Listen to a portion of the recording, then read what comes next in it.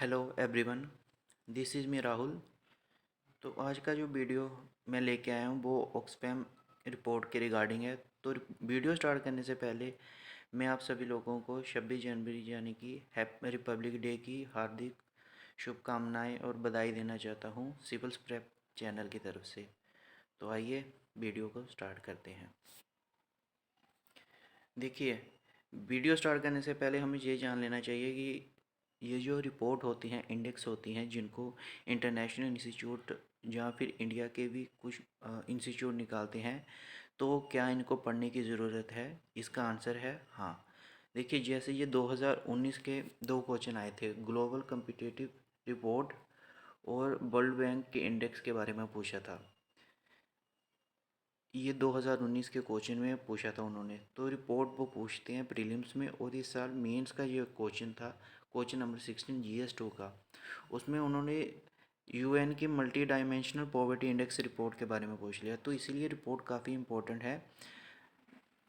मतलब प्रीलिम्स और मेंस के दोनों के महत्व में काफ़ी ज़्यादा इसकी इम्पोर्टेंस है। तो आइए स्टार्ट करते हैं ऑक्सफाम रिपोर्ट के। ठीक है। ओके। ऑक्सफैम रिपोर्ट ने एक रिपोर्ट जारी किया है जिनका इन्होंने नाम दिया है इनइक्वालिटी वायरस रिपोर्ट। जैसे कि आपको इनके नाम से ही पता चल रहा होगा, ये कोविड के करके जो मतलब उथल पुथल आया है पूरे वर्ल्ड में, उसी की रिकॉर्डिंग है और इसका लोगों के ऊपर क्या इम्पैक्ट है, उसी को इन्होंने इस रिपोर्ट में थोड़ा सा दर्शाया है कि क्या इम्पैक्ट हुआ है। तो उनकी रिपोर्ट में जो सबसे बड़ा इश्यूज आ रहे हैं, जैसे कि उन्होंने अपनी रिपोर्ट में बताया है कि इंडिया के जो बिलियनियर हैं वो इंक्रीज़ हो गए हैं बाय 35%, और उनकी जो मतलब इनकम है वो 3 ट्रिलियन तक उन्होंने मापा है। तो कोविड के करके 35% बिलियनियर इंडिया के इंक्रीज़ हो गए हैं। और इंडिया इस टाइम रैंक कर रहा है मतलब इन वायरस के कारण जो इनइक्वालिटी आई है, इंडिया रैंक कर रहा है यूएस के बाद China, Germany, Russia and France. अभी रशिया की बात आई है, तो अभी जो रशिया की प्रोटेस्ट हो रही है उनमें करप्शन एक बड़ा कारण है, और लेकिन उसके साथ वहाँ की जो इनइक्वालिटी है between rich people and pure people, वो भी एक पिलर है उस रशियन प्रोटेस्ट को लेके। तो जैसे इस रिपोर्ट में भी उन्होंने बड़ा अच्छा बताया है कि जो इनइक्वालिटी है बिटवीन रिच एंड पुअर वो भी काफ़ी ज़्यादा हाई है रशिया में, इसीलिए रशियन प्रोटेस्ट हो रहे हैं। देन कमिंग टू, उन्होंने कुछ फैक्ट बताए हैं कि अगर इतने बिलियन ईयर का अमाउंट अगर इंडियन की जो पुअरर हैं उनको दे दिया जाए तो उसका क्या इम्पैक्ट होगा। जैसे टॉप 100 बिलियन ईयर हैं, अगर उनका अमाउंट हर एक बंदे को, जिसमें से 138 मिलियन पुअर लोग हैं, अगर उनको दे दिया जाए तो हर एक बंदे को चेक में जो अमाउंट आएगा वो 94,000 समथिंग आएगा। तो कितना बड़ा अमाउंट है। तो इनइक्वालिटी आप देख रहे हो कि कितनी डीप हो गई है। देन कमिंग टू, उन्होंने एक सेकंड भी एक एस्टिमेट बताया था जिसमें टॉप 11 बिलियन ईयर हैं, अगर उनको वो अपने MG नरेगा को सपोर्ट करने के लिए, जो हेल्थ मिनिस्ट्री के बाकी प्रोजेक्ट को सपोर्ट करने के लिए भी अपना अमाउंट जो इनकम दें, तो आगे आने वाले 10 सालों को बस सस्टेन कर सकते हैं MG नरेगा के प्रोजेक्ट और हेल्थ मिनिस्ट्री की स्कीम को। सिमिलरली अगर इसका इम्पैक्ट देखें इनइक्वालिटी का, तो वो सबसे पहले आता है एट एजुकेशन। एजुकेशन में सबसे ज़्यादा इसका इम्पैक्ट देखने को मिला है कि जो 30 करोड़ स्टूडेंट हैं वो इससे इम्पैक्ट हुए हैं। कईयों को काफ़ी ज़्यादा हाई टेंडेंसी में मिलियन जो स्टूडेंट थे उनको छोड़ना पड़ा है। देखिए, एजुकेशन तो इम्पैक्ट हुई है, लेकिन इसके लिए ऑनलाइन एजुकेशन उन्होंने स्टार्ट कर दी थी। लेकिन ऑनलाइन एजुकेशन में भी एक इशू था कि जो लोग गरीब हैं, जो बिल्कुल भी अफोर्ड नहीं कर पाते कि उनके पास मोबाइल हो, इंटरनेट कनेक्शन हो, तो उनको ऑनलाइन एजुकेशन से भी कोई फ़ायदा नहीं है। तो इनइक्वालिटी बाय टेक्नोलॉजी भी लोगों के बीच में देखने को मिल रही है।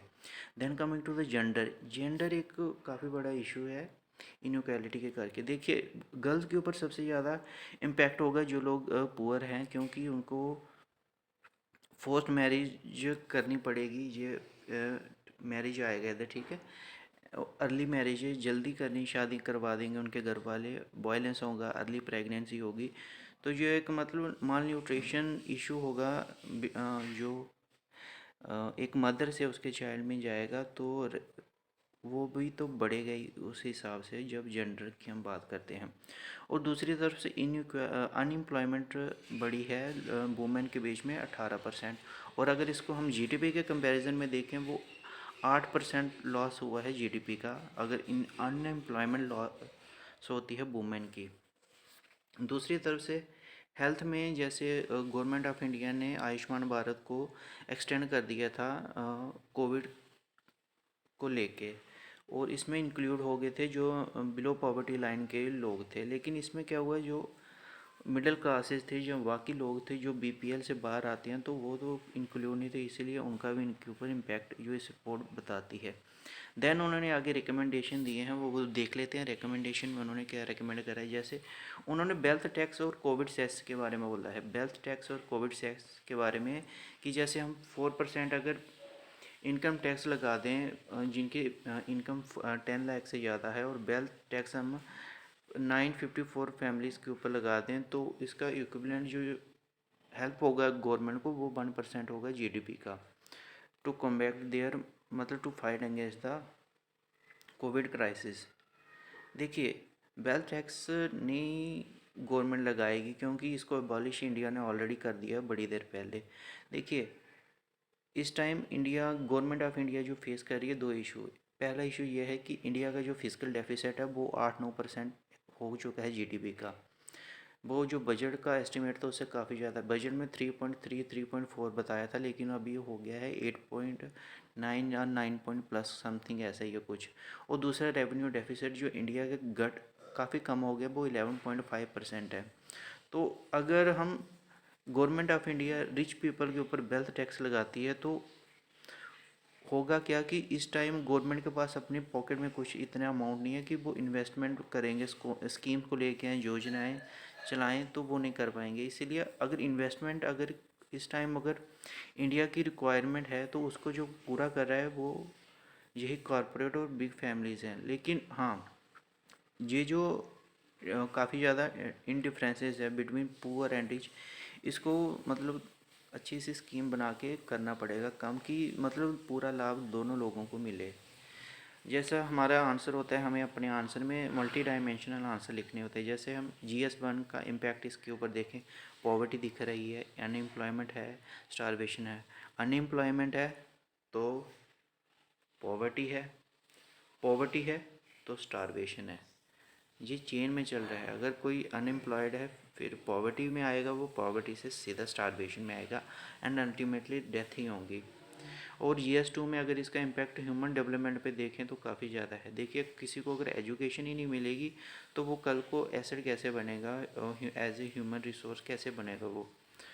और क्योंकि किसी को अगर ऑनलाइन क्लासेस अभी नहीं मिल रही, तो काफ़ी चांसेस हैं कि वो पढ़ाई इधर ही छोड़ दें, तो कैसे मतलब उसका ह्यूमन रिसोर्स यूटिलाइज कर सकते हैं इंडिया की डेवलपमेंट के लिए।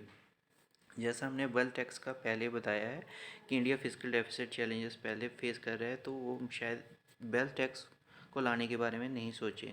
दूसरा जो जेंडर के रिकॉर्डिंग इशू था, जैसे पीएम मोदी जी ने मतलब पहले बताया था कि हमने जेटली पैनल इस्टेब्लिश करा है, जिसमें वो जो वुमेन की एज है, गर्ल एज है, उसको इंक्रीज़ करके 21 करने की कोशिश करेंगे। तो अभी की रिकमेंडेशन आएंगी, उसके ऊपर भी थोड़ा सा चल रहा है, तो जैसे वो क्लियर हो जाएगा उसके भी ऊपर भी वीडियो बना देंगे। अभी हम SDGs पे बात करते हैं। देखिए, SDGs UN की जो SDGs हैं, इंडिया ने रिड्यूस करनी इनइक्वालिटी नंबर 10, तो ये इसमें इंडिया इधर लैग कर रहा है SDG नंबर 10 में। और अगर इसको अचीव करना है, इसको पूरा करना पड़ेगा। जैसे नो पॉवर्टी है, ज़ीरो हंगर है, good health and wellbeing, quality education, gender equality. तो आप देख रहे हो एक ही रिपोर्ट, मतलब ये 6 जो SDGs हैं इंडिया के, वो बता रहे हैं कि इधर वो लैग कर रहा है।